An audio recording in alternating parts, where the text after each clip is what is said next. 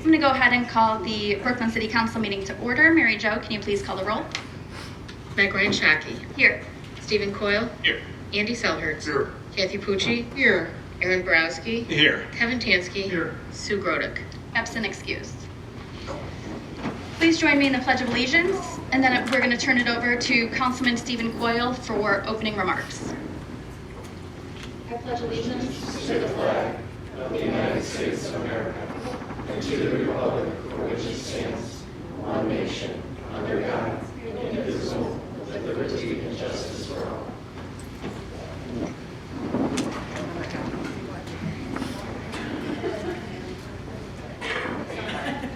Good evening, everyone. If you've been following the news, then you might be aware that there has recently been a wave of anti-LGBTQ legislation introduced across the nation, specifically targeting the transgender and drag communities. Just this past Saturday, hundreds of activists and their allies gathered and marched in San Francisco to call attention to and protest these bills. Tonight, I'd ask that everyone please take an opportunity to do some research on this topic, especially as more legislation like this continues to be introduced. As a more educated society, we can make a world of difference when we try to understand people that are different from ourselves. Thank you. Thank you. We do have minutes to approve from the March 13th meeting. Any comments or questions? Motion to approve. Second. To approve the minutes, Meg Ryan Shaki. Yes. Stephen Coyle. Yes. Andy Selhertz. Yes. Kathy Pucci. Yes. Aaron Borowski. Yes. Kevin Tansky. Yes. At this time, we will have the public session. If anybody in the audience has anything to say pertaining to an item on the agenda, please step forward, state your name and address, and you will be recognized. Please remember to keep your comments to 5 minutes or less.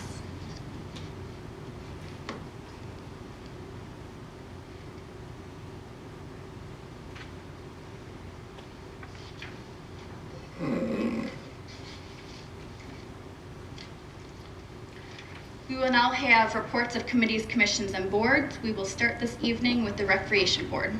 Councilman Tansky. Thank you. This year's Brooklyn Memorial Day Parade and Ceremony will be held on Monday, May 29th. Join us in honoring the men and women who have given their lives for the country. To participate in the parade, please contact Rachel at rlaskowsky@brooklynohio.gov.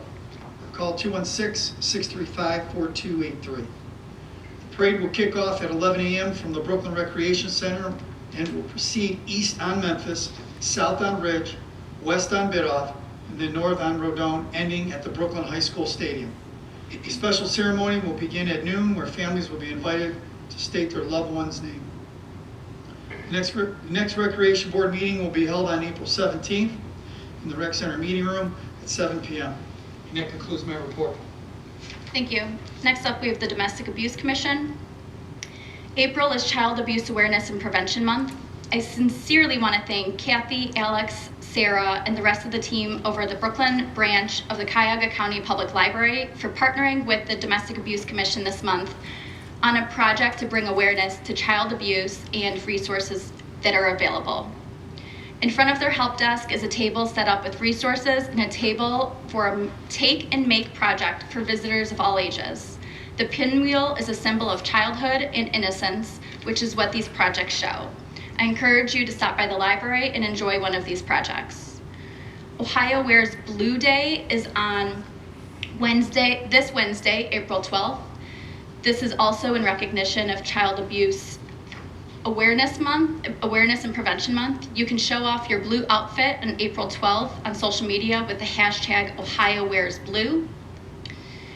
And at our next Domestic Abuse Commission meeting, we will have a speaker from Starting Point regarding the It Takes Heart campaign at our on April 26th at the library. She will be talking about the need for responsible foster parents. I encourage all of those who have ever thought about fostering or know someone who would make a good foster parent to come out to this discussion. And finally, I am encouraging you to save the date for our May meeting as well on May 24th, also at the Brooklyn Library. You can hear guest speakers Fallon Radigan and Commander David Frater from the Internet Crimes Against Children Task Force and the Cuyahoga County Prosecutor's Office to hear about sextortion and how to keep everyone safe on the internet. This discussion will be relevant for both parents of teens and teenagers themselves. Next up, we have the School Board Liaison, Councilman Borowski. Thank you, Council President. My report will be very short this evening. The school board meeting, the next one will take place April 18th. So again, April 18th is the next school board meeting, and that concludes my report. Thank you. And finally, we do have the Committee of the Whole report. We had 2 speakers with us this evening to talk with Council about the 2 pieces of legislation on our agenda tonight. Robin from Bowen went over the change orders that are part of tonight's first piece of legislation, Resolution 2023-12. Those changes include PCO 30, which is concrete revisions regarding ADA compliance and other concrete work in front of the new City Hall building. PCO 38, which is exit signs. These are additional exit signs that were indicated by the fire department through the walkthrough. PCO 39, transaction window modification, also with the police department. PCO 40, which is outlets regarding the outlets and data ports for the body cameras. PCO 41, fume hood modifications. PCO 42, BDA system survey. This was regarding dead spots within the building for the police radios. PCO 44 is adding a wire mesh protective panel in the SWAT room. PCO 49, not to exceed for revisions to the cat kennel that are still being vetted. And PCO 50A and B, this is regarding the AMP system and the location of it. Additionally, we did have Scott Rafferty from North Shore Energy regarding the second piece of legislation that we'll have tonight regarding, he recommended a 24-month contract and with Freepoint at a rate of 6.226 cents per kilowatt hour for a 2-year contract. The Committee of the Whole always meets at 6:15 prior to regularly scheduled council meetings, and all are welcome to attend. We will now have reports of council. We will start this evening with Stephen Coyle. Good evening again. Whether you celebrated Easter, Passover, or Ramadan, I hope everyone had a wonderful weekend with family and friends. The weather was beautiful, and it's looking like the rest of this week may be just as nice. For those of you who want to get a jump start on cleaning up their yards, I believe the service department should have started collecting compost materials last week. Just a reminder to please place your materials in a brown paper bag or garbage can at least 4 feet away from your automated containers. Last week I had the opportunity to meet with a few residents. There were questions and concerns surrounding the proposed zoning code update on the ballot this May 2nd. In a previous meeting, it was mentioned that there will be information being sent to residents' homes. I know as of today, I had still not received it. While we're on the lookout for this info, I'd advise everyone to please not wait to do your homework. If you haven't already, you should definitely visit brooklynohzoning.com. There's a lot of information here to digest. The city zoning code is very outdated, and it's a change that is very well needed. If you have any questions on the proposed legislation, please reach out to our Economic Development Director, Jeremy Rowan, 216-351-2133. That concludes my report. Thank you. Thank you. Next up, Councilman Solchertz. Thank you. Good evening. Short and sweet tonight on the LED conversion. Brook Park Road was being finished today. They started about a week ago, but with the storms, the crews got reallocated to restoring power lines. Progress in the they also reached out. First Energy actually was proactive in one case, where they reached out to confirm wattages on a number of locations, not residential streets, but commercial business streets, so we're trying to move that ahead. Laurel Garden Club, along with the Friends of the Brooklyn Library and Keep Brooklyn Beautiful, will be having 2 events over at the library in April and May. First one is 9 days away. It's on April 19th at 7 p.m. It's Color Through the Seasons, choosing the right shrubs and companion plants. As of this afternoon, there are 34 people that have signed up. We've got room for about another 30. Registration is open through the county library website. Cleanup dates for Keep Brooklyn Beautiful are up on the volunteer.kab.org website. Look for Brooklyn and you should be able to find us. There are a number of events. we'll be holding this year. And also, if you need community service hours, we can take care of that at the same time. There will be another community service day with the schools. That will take place on Monday, May 22nd, the week before Memorial Day weekend. And that concludes my report. Thank you. Next up, Councilwoman Pucci. Good evening. I'd like to offer my condolences to the Murphy family on the passing of Jack Murphy. Chief Murphy was our former police chief and also a longtime officer with our police department. I know personally he was very devoted to his family, and he was also extremely proud of his family. So please keep the Murphy family in your thoughts and prayers. Just a reminder that the Big Creek cleanup is Saturday, April 29th from 9 to 12 noon. And our Brooklyn location is behind the fire station. And just a few pointers, please dress for the weather. Boots or work shoes are recommended. No open-toed shoes. The bags and the work gloves are provided.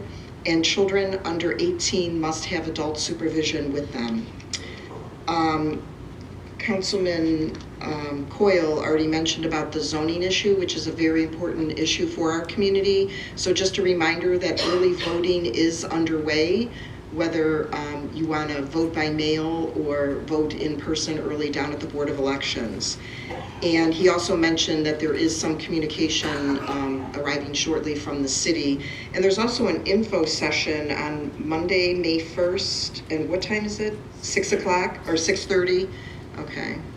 So if the night before the election you'd like any further information, please stop in for that. And that completes my report. Thank you. Thank you. Next up, Councilman Borowski. Thank you, Council President. To all the residents of Brooklyn that are celebrating or have celebrated Passover, Easter, Ramadan, I hope this has been a wonderful holy season for you and all of your loved ones. Also, I want to say a big congratulations has to be sent out to Jessica Cliff and her husband, the owners of the Brooklyn-based Brooklyn Kung Fu. Recently, it was in the news that they have expanded into Olmsted Falls.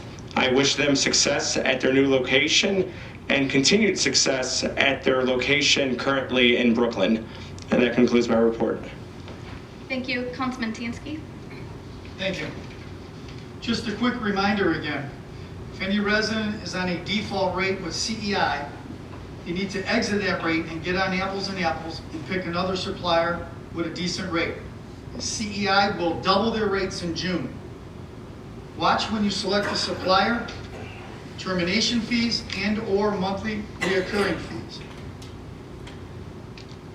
Mr. John Verba, on the compost, is that started already? Picking it up? It has?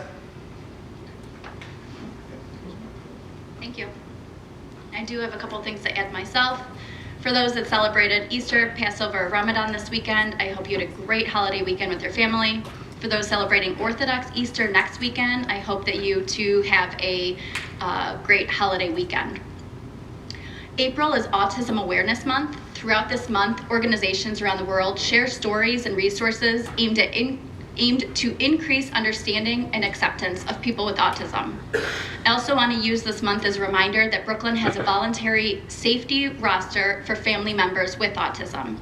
All Brooklyn police officers have been trained specifically through the Ohio Peace Officer Training Academy to interact with people with autism. Our department is constantly looking for ways on improving our service to our community.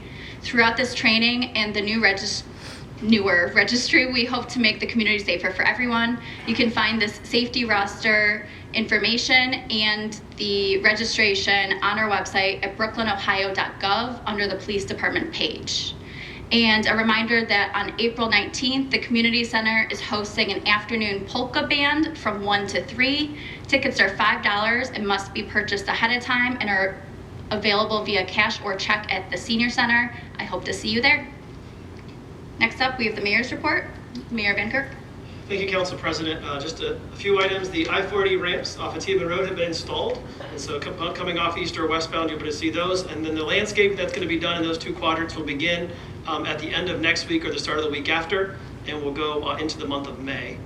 I would encourage residents who don't normally attend the committee of the whole meeting at 6:15 to attend next meeting on April the 24th. We'll have our landscape architect Benke will be here to present the master plan for the updates and improvements on Veterans Memorial Park. So they'll be here at 6:15 to present their work and to answer any questions from council. May 5th is still the projected construction completion date for the City Center project. The ribbon cutting ceremony will be held at noon on May the 23rd, and we'd like as many residents as can come to come on out to that on the 23rd. The hiring of our 3 new firefighters is nearing completion. I have meetings with each of them on Wednesday. If those meetings go as anticipated and they have some final testing that they need to take care of at the station, once that's all completed, then a conditional offer will be sent to each of them. As I'm sure many of you are aware, the Phase 1 construction has begun on Brook Park Road. That is on the Cleveland side of Brook Park Road, west of our city. It's not anticipated that that project will enter Brooklyn until the end of May, and they'll be in Brooklyn for most of the rest of the year, but should be finished with our section of Brook Park Road by the end of the construction season this year. Additionally, Phase 2 of the Ridge Road construction project is slated to begin next Monday on the 17th. The east side of Ridge Road from Brook Park to Flowerdale, that's the Cleveland side, will be closed, and all the northbound traffic will be shifted to the southbound lanes, the exact opposite of where it was last when they did the other side of Ridge Road, and that project will be completed in mid-August. The city did hold a civil service test last Wednesday for 2 new police officers that the city is looking to hire. We had 22 take the test, and so we'll be looking for those results coming very soon. A program I did want to point out that's been underway here in the city for the last couple months is the Exterior Home Repair Grant Program. Now that the weather is starting to it hasn't really been terrible this whole winter, but it's a lot warmer outside, a lot more sunny days. Eligible residents for this can receive up to $3,000 to do exterior repairs and improvements. And there's an application that you can find on the city's website, and this repair program runs through May the 19th. So just some examples of things that qualify for this: a roof replacement, a driveway repair or replacement, window replacement, sidewalk repair replacement, exterior painting, things like that. Anything with the exterior improvements of your home will qualify. If you have any questions, you can please feel free to call the city's building department. There are several other economic development capital projects that we'll begin working on here soon, studies for. So second phase of signage throughout the city, the turn lane on from Memphis on to Tiedemann. So a lot of things that will be going on here in the city. So hopefully residents will take note of those things. Let's see here. Just an update on the skylight in the Recreation Center. Originally, the skylight was supposed to begin on, I believe it was the 17th or the 16th, something like that. Well, the project's been delayed by 9 days due to supplies coming in a little bit late. So the shutdown for the indoor pool at the Recreation Center will now be from April 26th to May 26th. And so the Recreation Center has been sending out notifications to residents on that as well. The library does begin to plan construction of a new facility right here where this building sits in the first part of July. So it'll be a pretty quick turnaround once we move out of this building. Another thing I came across that would be of interest to residents as the weather starts to turn: the City of Cleveland's Division of Air Quality is offering a $100 rebate gift card for residents of Cuyahoga County who purchase a battery-powered lawnmower. I purchased one of these a couple of years ago, and I love it. It works very, very well. And so if you're looking to get a new lawnmower, that might be a good incentive. There's more information on clevelandhealth.org. As Mr. Tiansky mentioned, there is a change in the Memorial Day parade route. That is due, obviously, to the construction that's going to be going on this property when Memorial Day takes place. So the parade will start, as Mr. Tiansky mentioned, here at the Recreation Center, and will end up at the Brooklyn Stadium, where we'll have the ceremony there. On April the 28th, which was the day after our last council meeting, I had the privilege of attending a roundtable discussion at the school with Dr. Kalaris and several of his administrators and teachers there, as well as many residents, just to talk about what was going on inside the school. It was very informative, and so I thank Dr. Kalaris for the invite and looking forward to more meetings like that. Dr. Kalaris will actually be at our council meeting, the first meeting in May the 8th, hopefully in the new building, and he will be here to discuss what's going on in the schools at our council meeting. The zoning letter was mentioned a couple of times on council. We do anticipate it's at the mail house right now, so we do anticipate that being sent out this week, and so it should be hitting residents' mailboxes within this week or next week. And as was already mentioned, it's also mentioned in the letter, we are going to have one final open house on Monday, May the 1st, an information session the day before the election for the zoning code update. And then lastly, Mr. Rafferty mentioned this in committee of the whole, and also Mr. Tansky just did as well. I would encourage residents to make sure if you are on the default rate, even if you don't know if you're on the default rate, to check your bill, to make sure that you go to Apples and find a competitive rate. They need to do that very, very quickly because June 1st, the rates are going to double. It's not just hyperbole that's going to happen. CEI is telling us that. So I would encourage residents to go onto Apples, find a competitive rate, find one that does not have an early termination fee and there's no monthly fee associated with it, and get on that rate before your rates double. And I believe that concludes my report. Thank you. Thank you. We do not have any old business in front of us today, but we do have 2 items under new business.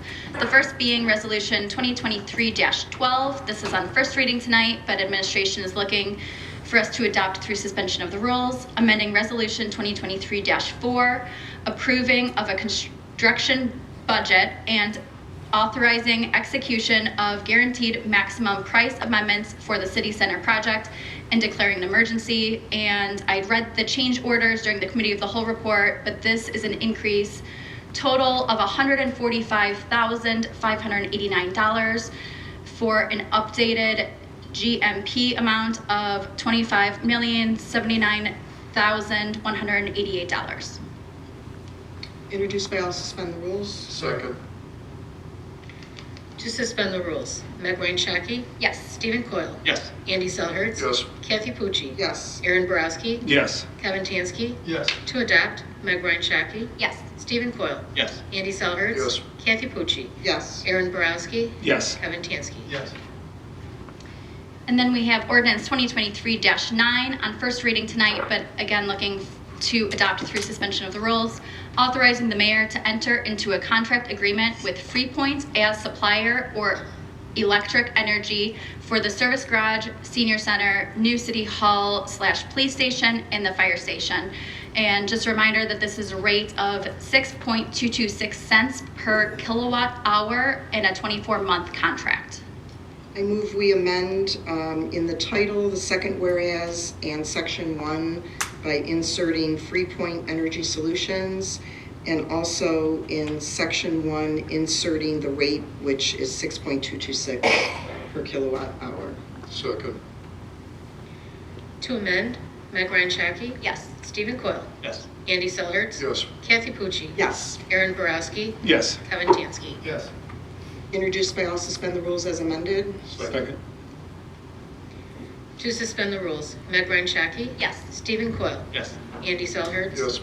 Kathy Pucci, Yes. Aaron Borowski, Yes. Kevin Tansky. Yes. To adopt as amended, Meg Ryan Shaki, Yes. Stephen Coyle, Yes. Andy Selhertz, Yes. Kathy Pucci, Yes, sorry. Aaron Borowski, Yes. Kevin Tansky. Yes. That is all on our agenda tonight. We will have the second public session at this time. If anyone in the audience has anything to say for the good and welfare of the city of Brooklyn, please step forward, state your name and address, and you will be recognized. Please remember to keep your comments to 5 minutes or less. Rob Slattery, 6600 Bucyrus Drive. On March 29th, retired police chief Jack Murphy passed away. Jack was one of the best guys I ever met. It was an honor to work for him, and I became a police officer because of him and his brother Tommy. Jack was a family man and a protector of all. He led by example and he set the bar very high. I remember the first night I worked in Cleveland Heights, I got off shift and I rushed back here to meet with Jack just to tell him about my first day. He was a man who took pride in his family and his community, and he was a man who cherished his upbringing and grew up to be a leader in this community, or in this city, to be an even better community, one we could all take pride in calling home. There was nothing better at work than getting a compliment from him. He'd put a note on the roll call wall saying, "You got one attaboy." It meant the world. His old school approach to leadership was a blessing to work for. I'll never forget him. I'd like to thank all the workers who either attended the mass or stood outside City Hall, the firefighters in front of the station, Even the service garage workers were standing outside as the funeral procession passed by. It was really, really impressive display of respect to an unbelievably amazing guy. Sadly, tonight, on the same day we honor him, I feel compelled to speak on an issue that I'm sure Jack would want to have addressed himself, having grown up in the Brooklyn Acres. And if you knew his mom, Mary Murphy, she was an amazing woman who actually served as safety director of the city. She'd beat me up to the podium to say these very words. There have been comments made at the last council meeting and at the last Charter Review Committee meeting about renters or referred to as low-income residents. These comments are directed at the Brooklyn Acres residents. There have also been comments posted on social media sites that Brooklyn Acres does not pay property tax. I wish to provide a brief overview of what the Brooklyn Acres is. We are a not-for-profit housing cooperative that employs 22 people that pay payroll tax, and also we employ Brooklyn kids during the summer. The Brooklyn Acres has housed thousands of families over the more than 8 decades it's been in existence since the first family moved in 1943. The Brooklyn Acres was housing for people who either were in the military or part of the war effort, worked for this great nation. Many great men and women returned post-World War II to call Brooklyn Acres home. USO dances were held in our hall. Countless Brooklyn residents made their start here, and many Brooklyn residents have ties to our Brooklyn Acres.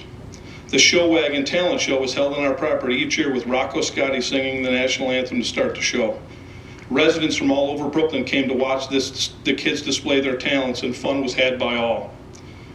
Brooklyn Acres has held Meet the Candidates nights and school levy nights to better inform the voting public of the needs of the school or who represents us the best.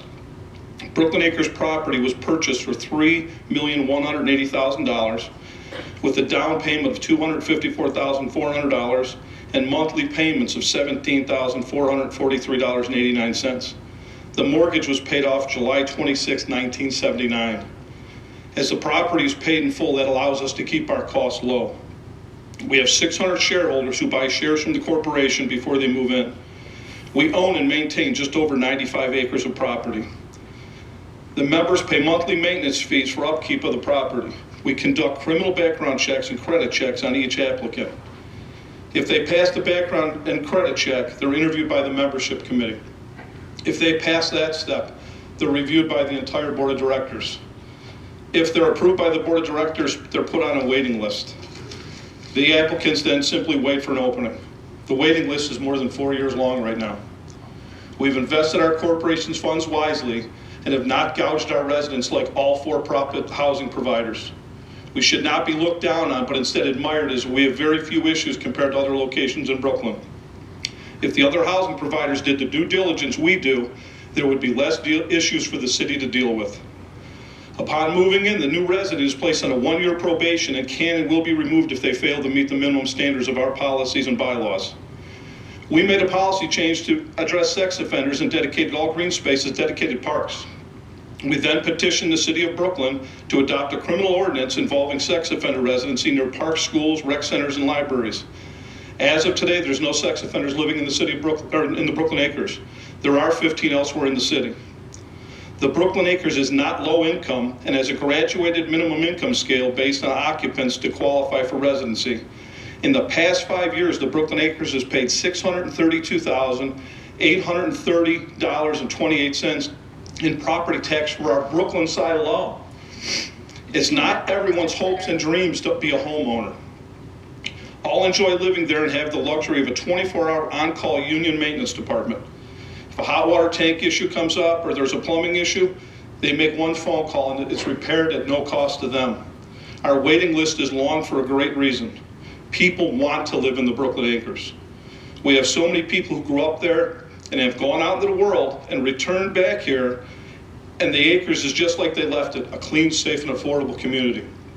Some of the professions of the residents who live in the Acres: railroad engineers, forensic accountant for the FBI, private business owners, a retired lieutenant colonel of the United States Army, police officers, firefighters, paramedics, school teachers, plumbers, electricians, bank employees, HVAC techs, countless other trades, many retired senior citizens, and even 2 college professors. 2 current members of the Brooklyn City... It has been 6 minutes Then now. I got 1 sentence, I'll finish this and I'll be done. I told you a minute ago to wrap it up, please. Okay, I'll stop right here. Thank you. I have somebody else coming up to finish it.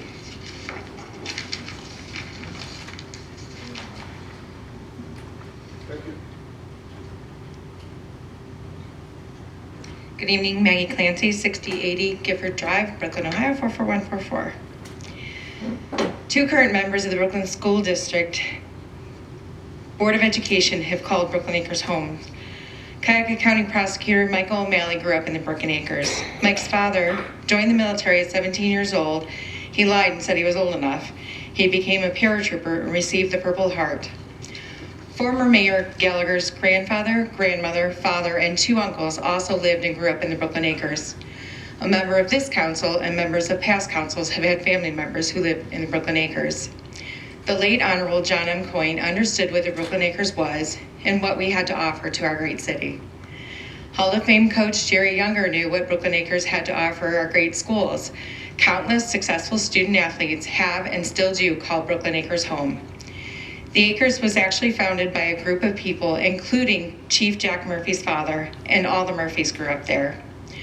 Brooklyn Acres has openly and fully supported all school levies, which is good for the school and the city. That is something that's not been done by the past mayor and some council members. I bring up these points not to defend the Acres, as there's nothing to defend. We have been a community leaders for many, many years and will continue to lead. Sadly, there are people who have only lived in Brooklyn for a few years that want to talk about something of which they know nothing about.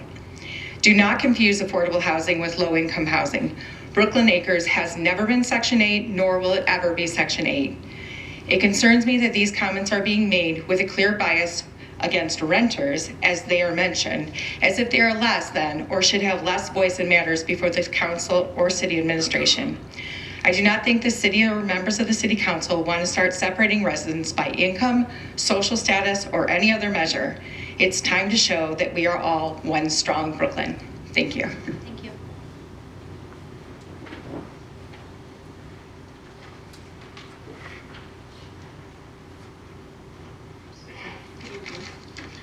My name is Liz Dregney, 4201 Dawncliffe in Brooklyn. Good evening, City Council. I'm here tonight to get clarification regarding the future of the plaques, awards, and memorials located in the entrance of the police station and other areas inside City Hall. Some of you may know that my uncle was Police Chief Jack Bundy. He served as chief in the 70s until he passed away in 1983.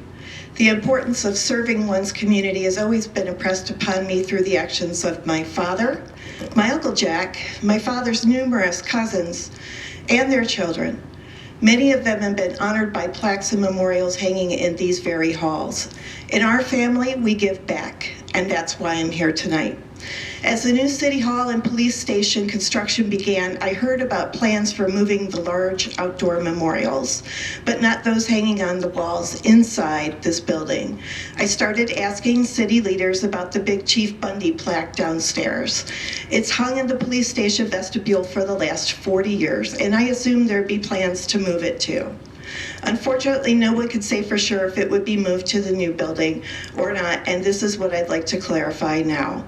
Because I kept checking, and at some point I was told there was no plan to transfer the memorials in this building over to the new building, and that the families of those who had been so honored in the past would be contacted to pick up the memorials if they wanted them. I finally left a message with Mary Jo Banish and let her know that if no one claimed Chief Bundy's plaque, I'd be honored to accept it and make sure it stayed with our family. True to her word, when it was removed from the vestibule, Mary Jo called me to pick it up, and I have since ensured Chief Bundy's son received it. One of his questions was, why isn't this being moved to the new City Hall? And I think that's a very good question. This tribute to my Uncle Jack has greeted everyone entering the building with its positive message of service and dedication to the city of Brooklyn for literally decades. Frankly, I believe Chief Bundy's memorial should continue to greet visitors to the new police station and City Hall as well. But his is not the only commemoration hanging here. There are other plaques, awards, and memorials in this building too. And I'd like to hear a commitment from someone on City Council to follow up and make sure that all of them will be dusted off, documented, and then rehung in the new City Hall, where all Brooklyn residents can hear them or view them. Tributes like these are important. These plaques, awards, and memorials remind us about the sacrifices that have been made to keep our community safe. Every badge in that shadow box downstairs in the police department entryway has a story behind it. It speaks volumes about the dangers that police officers face and the importance of their work. Its permanence should be guaranteed by everyone who's elected or appointed to serve the city of Brooklyn. I understand that there are some residents who feel that moving these older memorials to the new building is not necessary. They argue we already have enough memorials in our city and that many of those so honored are from decades long past. They say, why should I care about people I've never heard of? That City Hall has to spend taxpayer money moving dusty old plaques that no one even looks at. Well, this is why. These things are not just about those who served or their immediate families. These are testimonials to our city's founders, to our city's leaders, and to our city's heroes. These plaques, awards, and memorials are important because they remind us of our city's rich history. They remind us of the people who made Brooklyn great, and they inspire pride in us. They also inspire us to continue to make our city a better place. I believe that we should honor the past, remember those who have served Brooklyn well, and inspire future generations by ensuring that the older plaques and memorials that have hung here all of these years be moved to the new City Hall building and given a place where they can continue to be recognized by all our city's residents. Thank you for your time. Thank you.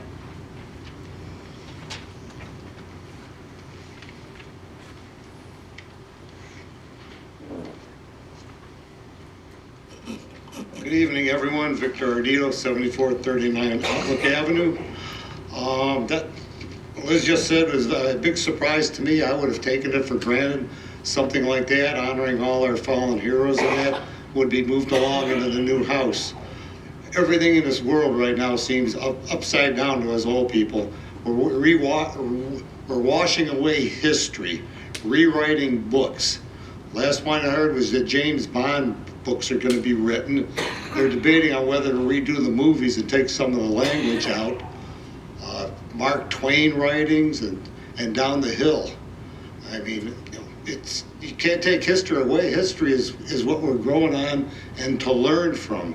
To start whitewashing history is bizarre. But that's my opinion, and I'm sure quite a few other people's. Another thing, I don't know if anybody mentioned, was it mentioned that Norm Copeland has passed away, a longtime resident of Brooklyn? Does anybody know? I don't think it was. Okay, I'd like to mention that Norm Copeland, a longtime resident of Brooklyn, Ohio, hell of a nice guy, Vietnam veteran, and he lived for years. He beat cancer, grew a family up, and I think quite a bit of the family still lives in Brooklyn. He lost his last battle with cancer, I guess, roughly about a month ago. A heck of a guy, and grew up, spent many times in Brooklyn, and he won, I think it was the Christmas decoration one year. It had a beautiful layout. Back to some other things. You mentioned about the dog kennels and cat kennels at the new location, which I had no idea.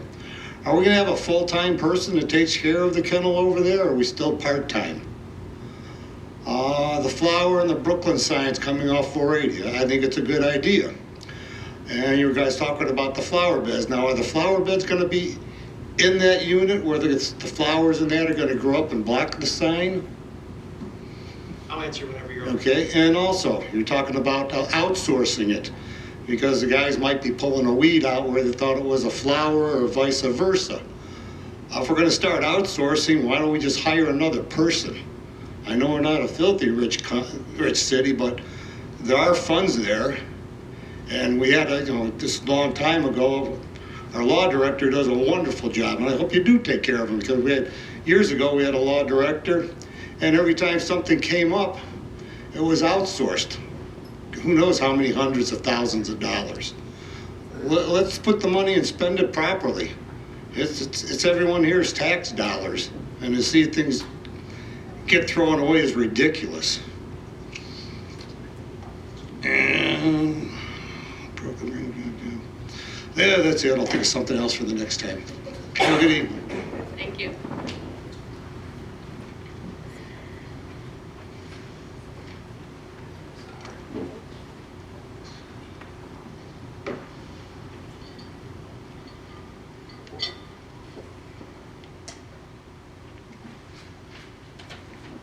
Good evening, everyone. Mary Dayton, 6152 Bucyrus Drive. Hearing tonight that all the monuments, memorials, and plaques that are downstairs have not been even a thought to relocate and be used upsets me greatly. I have a brother-in-law that dedicated his life to this city before and after retirement. I would hate to see that his memory wasn't moved along with all the other service members that took their time and dedication, walked out of the door every day and said to their family, I love you and I'll see you when I get home, not knowing if they were going to get home because of what their job requires of them. Shame on the people who did the planning that chose not to move that. That is our history. That is our community. Those are our roots. How dare we forget about the men and women who are our first responders, police, fire, EMS, military. I was pretty upset when I heard that City Council wouldn't consider doing something better for our military people who unconditionally as well walk out the door, sign up for 3, 6, and serve 20, 25 years, 30 years, and they have to pay to be memorialized. And we're going to not honor them. We can't do a little bit for them. Have X amount nominated a year to receive honor and be hung along our streets for people to remember. I walked in tonight with 2 new Brooklyn Acres residents, and as I walked in, I said to them, my first memory of the city of Brooklyn was my brother-in-law giving me the family tour of the police department. What an honor it was to be able to see the behind-the-scenes workings. We give children from school tours of the fire department, tours of the police department, Boy Scouts, Girl Scouts, but they're not good enough to be put on a memorial wall in our new center. We can't erase the past. If we do, there will be no future. We need to reconsider. You as the council need to reconsider.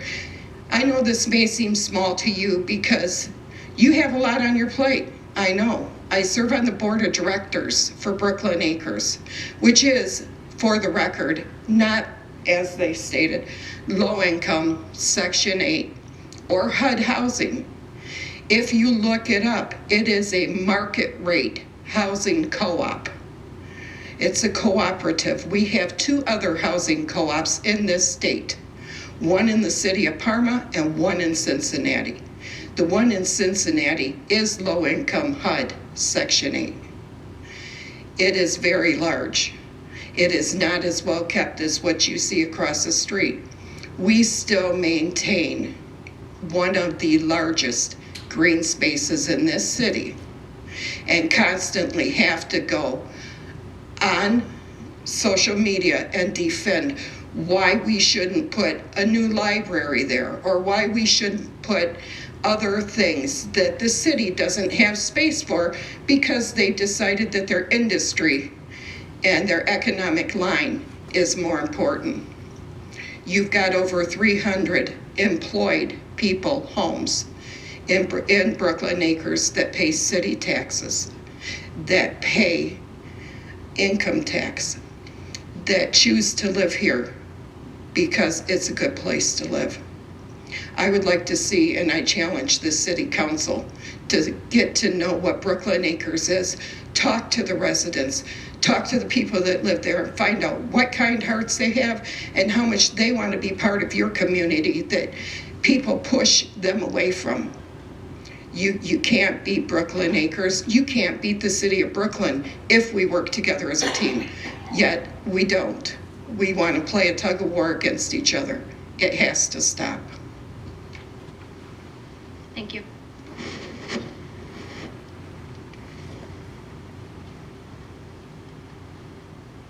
Anybody else for public session? Maybe recognize just to address Yes. the question Mr. Ardito asked me. As far as the landscaping for I-480, thank you, Mr. Ardito, mentioning those signs. I'm glad that you like them.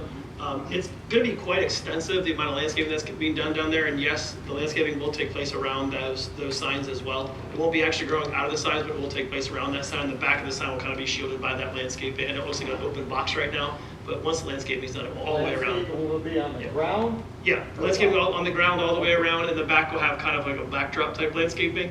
And then there'll be, I think, 4 more beds in that quadrant, and then 5, the same thing in the other quadrant as well. As far as the plaques for the new building, this is the, I've not heard that we're not taking anything over there. I don't know, but I will find out. As far as what's planned on moving there, we've left the departments. Oh, John's waving his arms. Yeah, they're supposed to take the badges and other plaques over there. I don't know which ones. That's because I know the service provider's got to hang them. So I don't know what exactly isn't being taken, but I know there are several items that are going to be transferred over there. Very good. And we'll find out. Well, I'll find out for sure. I mean, that was a detail that was left up to the individual departments to handle. But I can certainly, Mr. Chief Malky's on vacation, but I can certainly follow up with him when he gets back. Mayor, Yes. I request that we move all the memorials over there. There's no reason why this stuff should be crushed with this building. There's no reason for it. Even we can dedicate a wall or an area of that building to move that stuff over there. I mean, to argue about this back and forth is ridiculous. I don't think there's any arguing. I just Unhook it and take it over there and ask the end. Right, but I'm not going to just say something that I don't have the answer for. I'll have to speak with Chief Malky and find out what the plan is. That's all right. Yep. Yes. First, I'd like to thank all the residents of Brooklyn Acres who came out this evening. There's a long, proud history in our community with Brooklyn Acres. On a personal note, my mom was raised there, and I know when my husband and I got married, you met, I think it was Mr. Slattery mentioned the 4-year waiting list. When we first got married, it was a 12-year waiting list. So, I'll repeat something I said at the last council meeting, and that is that we should not be divisive, that people choose to be a homeowner, not a homeowner, to be a renter. Brooklyn Acres actually, you explained quite well this evening that you're not renters, that you're all shareholders, that you actually buy in to the corporation. I think there's a lot of people in Brooklyn who are aware of that, but, I guess there's some who are not. So I like what Mrs. Dayton said about not being divided. Regarding the plaques, if we could just get a listing, Mayor, I know you said you're going to look into it. I have no doubt in my mind that the badges and all that is going to be going. I have absolutely no doubt about that. I know what Mrs. Dregney is referring to was when Chief Bundy passed away, I believe it was Councilwoman Paula Ritter asked that. Pardon me? It wasn't Paula Ritter. Okay. Anyway, someone asked if there could be something put in the lobby of the police department at the entrance. And so anyways, if you could let us know what the decisions have been, and I don't think there's anything that's been finalized.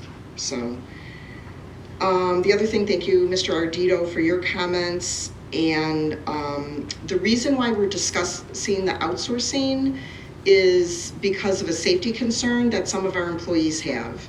So just so you're aware, it's not, solely because of, having a professional landscaper, but some of our employees expressed a concern about the safety of doing the work in that area. So that's something that we're still trying to work out. And I really like Mrs. Dayton's suggestion of having a certain number of veterans banners per year that we could maybe supply at no charge. And that, I'm finished. Thank you. Make a motion to adjourn? Second. To adjourn, Meg Ryan Shaki, Yes. Stephen Coyle, Yes. Andy Selhertz, Yes. Kathy Pucci, Yes. Aaron Borowski, Yes. Kevin Tansky. Yes.